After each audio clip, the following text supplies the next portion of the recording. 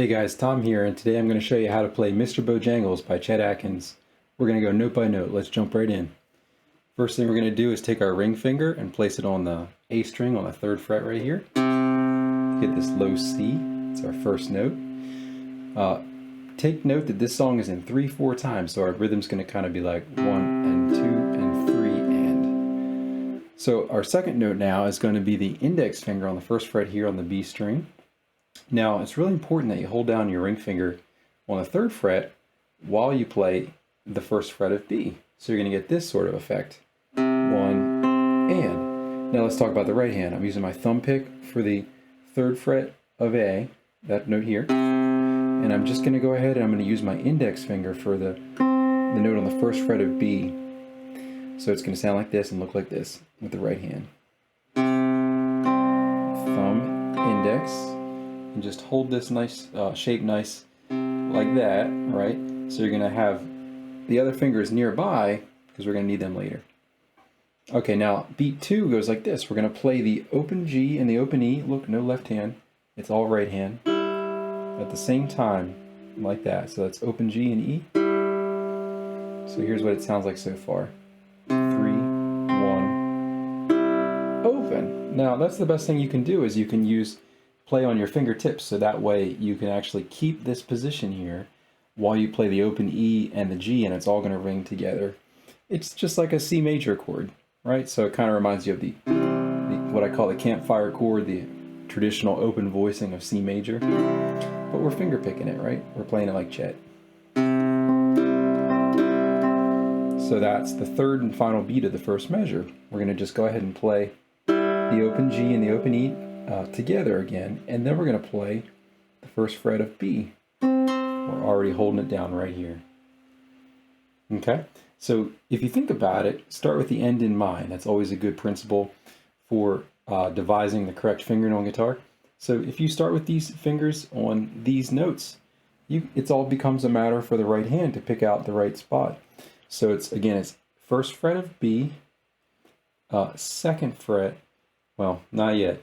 This is the C shape, 2nd fret of D. It doesn't hurt if you put your finger there.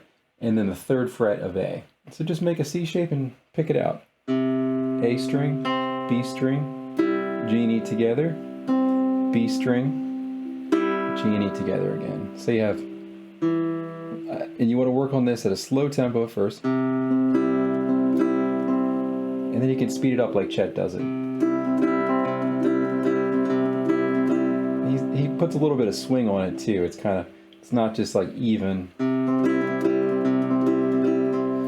All right, for measure 2, now what we're going to do, let's keep the index finger here. Let's just put our middle finger right there on the 2nd fret of A. Okay, and that's going to be beat 1 of the 2nd measure, 2nd fret of A. Okay, so it sounds like this. We're actually going to play everything else the same as the 1st measure. So we're going to go 2nd fret of A, and now this is going to be 1st fret of B. Don't worry if that sounds bad to you, because it's a passing tone. We're actually going to go through this rather quickly, and it's going to sound great in context. So the 2nd beat of the measure is again open E and G together. And I encourage you, keep holding that finger there on the 1st fret while you're doing these other notes that are on open strings. It just doesn't make sense to pick it up, put it back on. You want to try to keep as much ringing as possible. Think of the sustain pedal on a piano. That's what we're going for. We're trying to get as much ringing together to create a larger guitar sound. So let me do the 2nd measure from the start again. 2nd fret of A, 1st fret of B, and then G and E together. Back to the 1st fret of B. I'm using my index finger there, and then G and E together. I'd like to use my thumb and my middle when I bounce back and forth here between the open E and G and the B string. So it gets you that nice, what we talk about in classical guitar is that index and middle alternation, right? So you can play it faster than if you were to just simply use your index finger and have that have to go from string to string. Much more economical to use your middle finger going to your index there. All right, so let's play everything we have so far, first 2 measures. So it goes.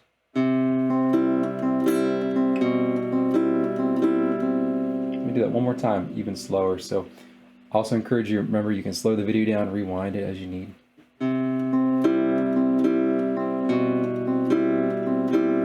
Trying to keep the bass notes ringing as long as I can. The bass notes being the 3rd fret of A, the 2nd fret of A, and then now it's going to be next measure, brand new part, open A. And once again, the pattern is here.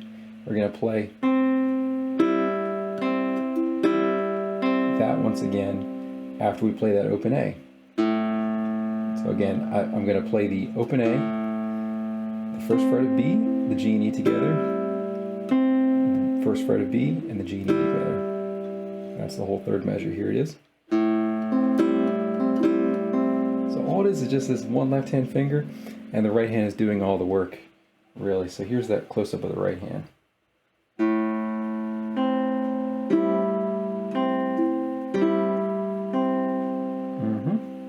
Okay, now let's do the 4th measure of Mr. Bojangles. So here we're going to use our ring finger on the 3rd fret of low E, and with our right hand we're going to play 2 notes. We're going to play that note we just fretted on the 3rd fret of low E and the open B together. Creates a nice harmony. It's the sound of a low G and an open B string. They're played simultaneously with the thumb pick, and the middle finger. And I'll tell you why I do the middle finger in a minute. Now it's only one beat there. Let's go to the next beat of this measure. We're going to play open A simultaneously with this 1st fret of B. Okay, so I've got low E 3rd fret with open B, low A open with the 1st fret of B. Final beat of that measure. Here you go. 2nd fret of A and 3rd fret of B. Now see how I'm doing my pinky there? That's just me. I love to use my pinky whenever I can just to kind of exercise it. And it's going to pay dividends later on to work on that pinky and have the strength there. So that's the final beat of that measure. 3 on the low A and 2 on the B string. So that whole measure goes like this. Really pretty. Okay, so at this point now, Chet's going to go right into the melody. This is measure number 5. He's going to play the 3rd fret of A and then the open E with that simultaneously. So that's your first beat of measure number 5. So now we're going to go down here. I like to keep my pinky here on the 3rd fret of B. We're going to play that on the upbeat of the first measure. So it's going to go these 2 we just talked about, open E and A, 3rd fret, and then that 3rd fret of B on the upbeat. So it sounds like this. 1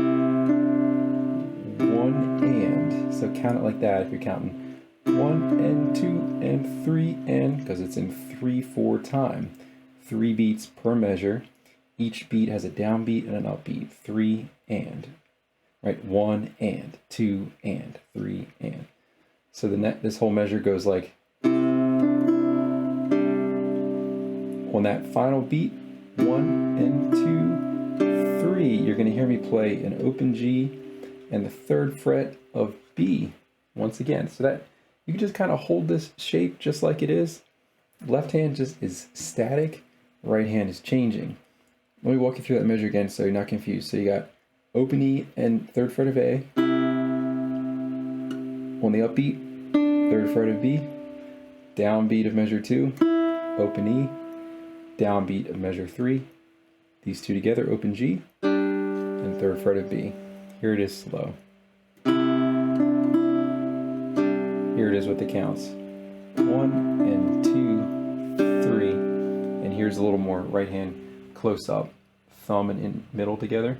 Index, middle, thumb and index together. And that should be simultaneously. Okay. Let's just review what we have so far because we have 5 measures. Feels like a good time to go through it again. And remember, you can pause the video, you can go back, rewind, you can play it at a slower speed. If you go to kind of the controls in YouTube, you can do 75% speed, 50%, whatever you need to. Slow is good.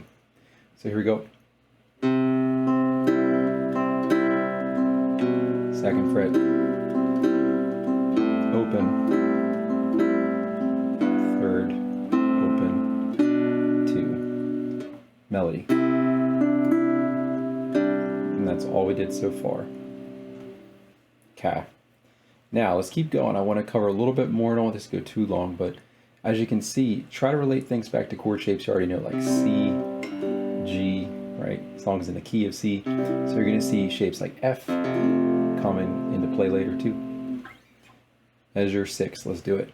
2nd fret of low A. You're going to play that with the open E. So you're going to use thumb pick and middle finger like that. Once again, now you're going to use your pinky here on this 3rd fret of B. So that's on the upbeat of beat 1. Ready? 1 and now the next beat is open E. So you go 1 and 2, and then on beat 3, we do that same thing we just did in the measure before, where we play open G, and we keep that pinky right where it is, and we play the 3rd fret and the open G together, okay? So that whole measure goes. Left hand doesn't move. That's the beauty here. Let's go to the next measure. So now, pattern's coming out again. Open A gets played with open E, the high E, of course. And on the upbeat, we're going to play that pinky note on the 3rd fret of B again. So it sounds like 1 and. Right hand fingers are middle on the high E, and then index on the B. What's really important is that you're alternating your index and your middle. It's okay if you're not following exactly what I'm doing, but with the right hand, you just want to have efficiency and alternate so that you can get your speed up later on, because it is meant to be played faster than what we're doing right now. So this measure goes open A and open E together, 3rd fret of B. We're going to pull this off now to the 1st fret of B. So you're already on the B string 3rd fret. You're going to take your pinky, and what's really important here is a pull off on a nylon string guitar, at least, which is kind of how Chet usually played this. A pull off is really nothing more than a pluck with the left hand. It's as if you're picking the string, but doing that with your left hand. And it's important that you actually are pulling the string down, you're pushing into it, and actually pulling it to the side and letting it just quickly release from the fingertip. And again, the fingertip is crucial here. Pull off, right? See it kind of give before I let go of it. Keeping pressure until I'm not on it. So pull off is super important. On electric, you can just get away with just kind of more or less lifting it up. That doesn't really work on nylon strings. You got to fight for it. But it's worth it. And what we're going for here is equal volume. We want that 2nd note to be as loud as the 1st note. So we do the plucked note and the pulled off note. Should be the same volume. So here it is again from the start of that measure. Measure 7. Alright, so we got open A and open E together, 3rd fret of B, pull off to 1st fret. Just practice that like maybe 10, 20, 30 times before you go on. Just 1 and 2, 1 and 2. There we go.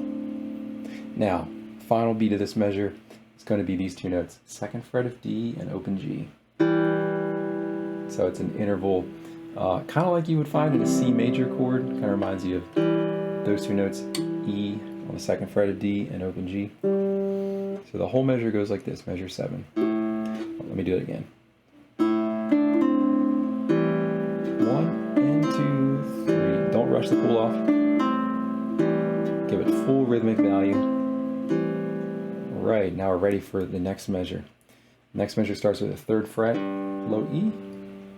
It's only 1 beat, just play it all by itself with a thumb pick. On beat 2 you play these 3 notes. Now watch this. Index on the B, open G, and then 2nd fret of the D string. It's just like a C chord, but minus the ring finger. When you play C major, minus the ring finger here. We're starting that measure on this bass note G, 3rd fret of low E. So it goes like this. 1, 2. Final beat of that measure, all you got to do is pick up your index finger like that and play an open string instead of a fretted 1st fret note. And you're going to go. There's 3 notes here. You have 2nd fret of D, open G, B. So the whole measure goes 1, 2, you can use your index, middle, and ring finger to play these at the same time. 1, 2, 3. Now here's where the chord changes. When I say that, I mean that the harmony shifts to an F major type of sound here. So you're going to play the first fret. That makes sense. There's a low F on the first fret of low E right here. And you're going to want to bar it, okay? So you're going to want to lay your index finger flat like I'm doing and cover it, the first fret area. It really helps if you go closer to the metal part of the fret. Like if you're back here, you don't have as much leverage, but if you go closer to the metal, meaning the edge there, it's going to be easier to have the notes come out clearer, and you'll be able to apply less downward effort. And just always check that your thumb is supporting your hand in the center. It's not like wasting that the leverage by being up here or too far down just in the center. And the wrist is pretty straight too. Okay, so here we go. Here's the chord. 1, B2, you play just like an F chord. It's the first fret of B, but it's barred, the index finger, the second fret of G, and the third fret of D. So you get this chord, first fret, and then it's like 3, 2, 1 right there on the D string, G string, and B string. 1, 2 is your counting. Now on the final beat of this is kind of tricky, so just pay close attention here.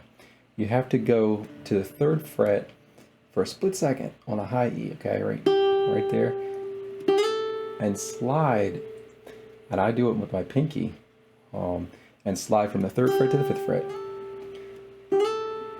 All right, so it's a special kind of slide. It's more like a grace note, means that the first note you play is infinitesimally small. It's just a little tiny bit.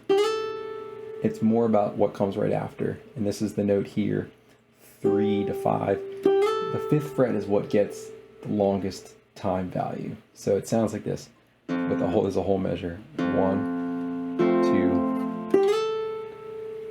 I'm gonna do it a couple more times slow. 1, 2. See, I'm not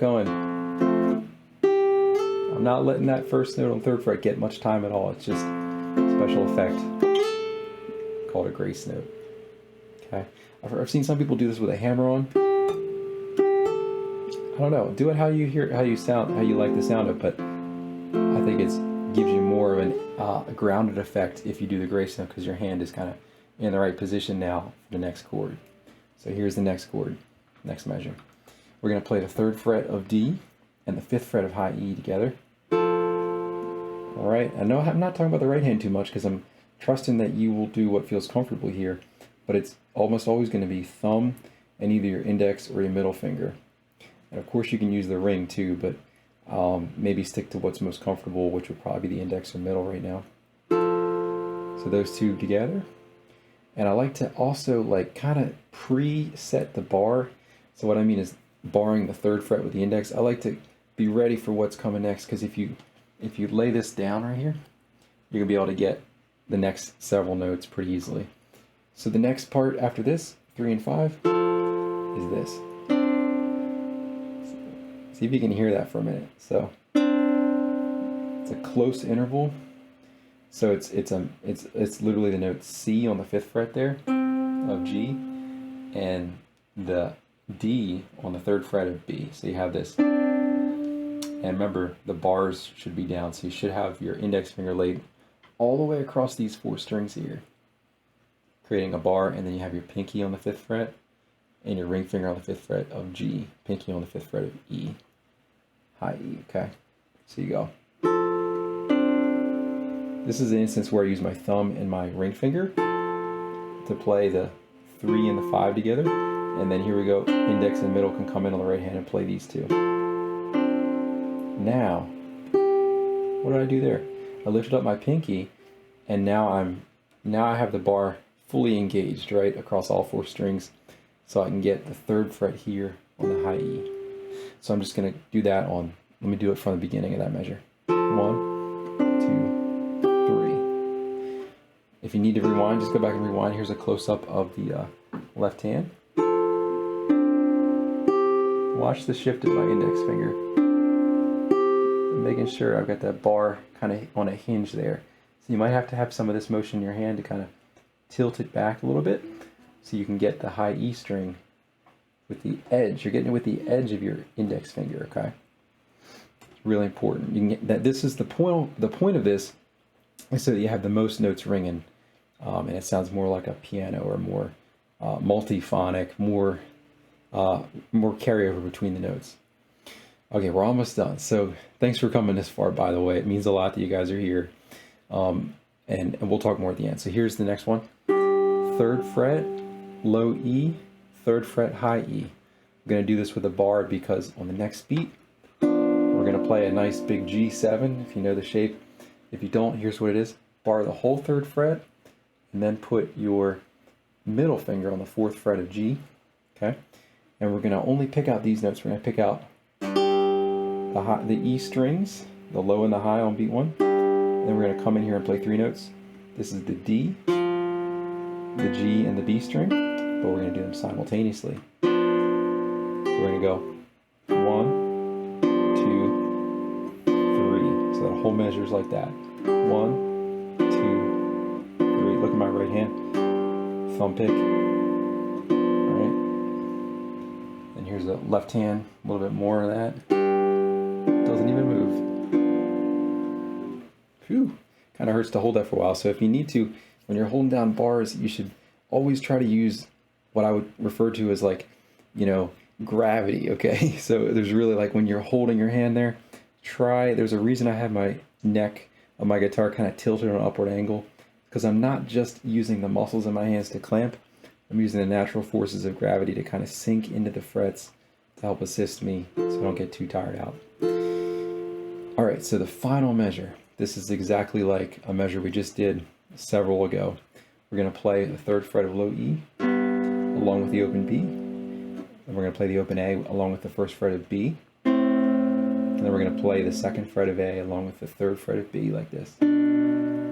So you start with your ring finger with the open B string, those two, low E, 3rd fret and B, open A with the 1st fret, okay, of B.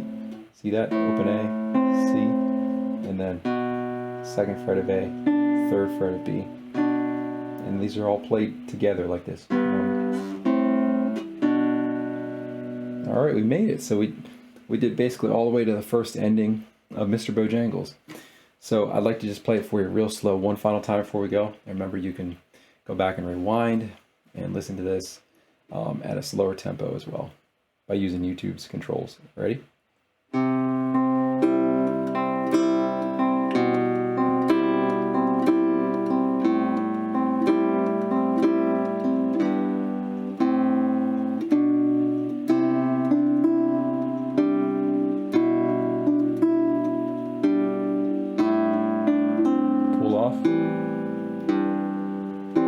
Trying to let all these bass notes ring out.